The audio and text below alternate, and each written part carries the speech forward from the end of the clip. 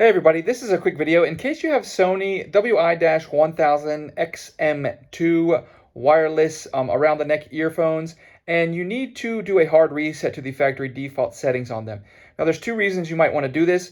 The first one is troubleshooting. If your earbuds are not connecting to to Bluetooth, or if they're not syncing or pairing with your device, or if they keep disconnecting or you're having sound issues, anything where they're not working right can very often be fixed with a hard reset.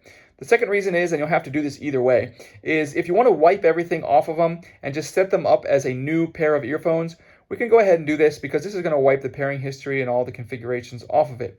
It's very simple to do. All we need to do is make sure that they're not plugged into anything and have them turned off. And then we're going to come in, we're going to find the power button and this little play call button in the middle there. And we're going to press and hold those two buttons for about 7 seconds. After about 7 seconds, we'll see the little indicator light blink 4 times, indicating that the reset is complete.